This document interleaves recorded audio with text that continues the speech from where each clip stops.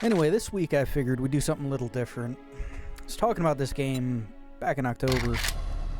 Never got around to really playing it then, but I've been following this game, 7 Days to Die, since some of the earliest alphas of it showed up.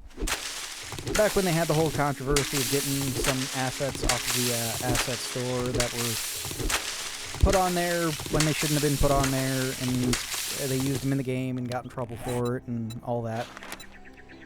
Back then I figured it was a pretty good, pretty interesting zombie survival base building game. Love these types of games. I lose hours and hours into them all the time. It's just a great, fun way to kill time. Survival base building games. I got like 1,000 hours in Conan Exiles back before it got terrible. So I figured, okay, well, I'm going to jump in, see how this fares, because I've been hearing mixed signals from this game as of late. So I figured, okay, I'm just going to jump back in, see how it's going, see how it's changed. I see the clothes have all changed significantly, armor-wise and stuff.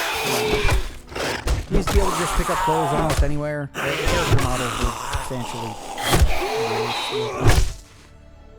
But clothing you could pick up almost anywhere and just put on, and then you could like layer armor on top of clothing. I guess armor and clothing is all just one thing now.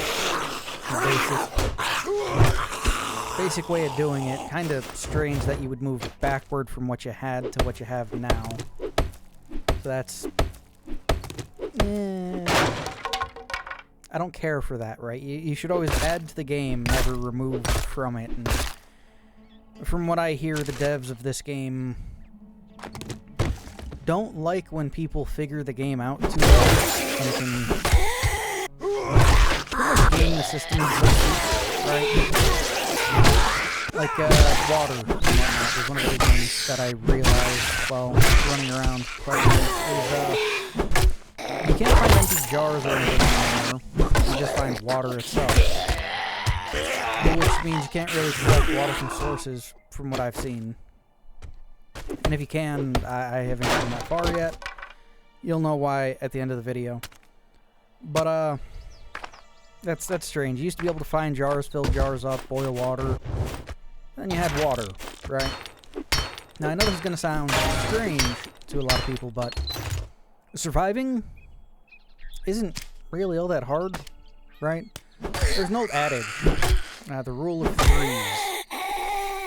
You can last 3 minutes without oxygen if you're relaxed and calm. You can last 3 hours in harsh weather, 3 days without water, 3 weeks without food, right? You take care of things in that order, usually. And by the by, if you're in like a post-apocalyptic world, zombies and stuff, whatever, to a point to where there's survivor camps and stuff set up, you're not really gonna have an issue surviving, right? It's like, I get it. They want it to be a hard survival game, but no survival game is hard. It's a fucking video game at the end of the day.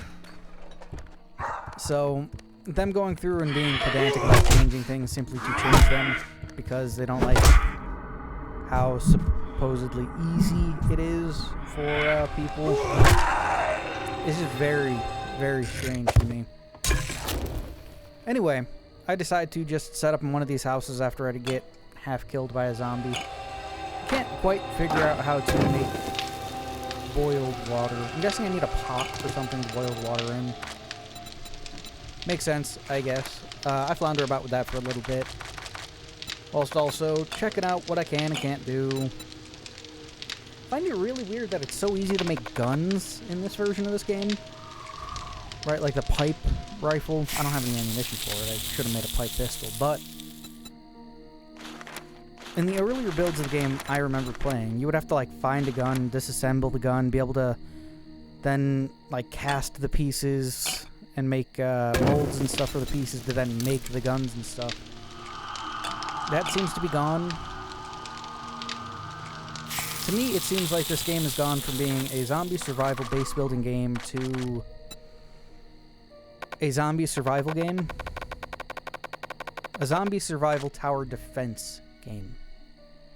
I think is the best way to think of it nowadays. Because that's pretty much what it is. It's not about setting up a nice little base with a walled off area, growing your crops, surviving while going and taking on a couple of weird missions you can now take on in the game. It's more about prepare for the Blood Moon by building traps and stuff, and then survive the Blood Moon to be able to go out and get more material to build up for the Blood Moon. I don't like that. I don't like that. Not that it's a bad idea for a game loop, but I don't like that it was a different loop to begin with that was then changed to be what it is now. It's just bad, in my opinion. If that makes sense, right? Like, I paid for the game to be what I paid for, and now it's substantially different. Not entirely sure I hate it yet, right? Because there are games that I have bought in the past under the prerequisite of I bought what I saw and I liked what I saw that were then changed. Most notable example is Nightingale. Survival, crafting, base building game set in the Feywilds. Splintered, fractured fantasy realities with Puck and Oberon and Astaroth of the Summer Court and monsters like the fucking... What the fuck was the name of the thing? Had to look it up because it was annoying me. Jabberwock. One of the enemies in that game is a Jabberwock, and there's a bunch of other enemies and stuff relating back to stories and legends and folklore and all that, right? Sold it off as like a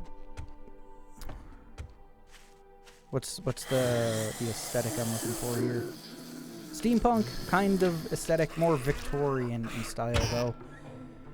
The bases you could build look amazing, like Victorian style mansions, and you got your repeating rifles and your revolvers and your bows and swords and stuff like that, and your armor is all like appropriate size clothing and stuff for the game, well, for the environment that you're placed in.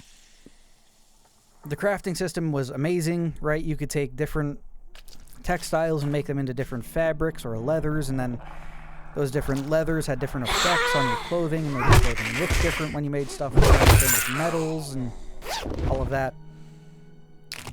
Food also would do the same thing, and it had neat little animations for you, like pouring out tea and drinking your tea and, you know, eating your sandwiches and stuff like that. It was great when it first came out. For some reason, they decided to release the game without private servers. Never understand that one. Right? If you want your survival, crafting, base building game to last, give people private servers right out the gate. Because people don't like to play with people because people are assholes, right?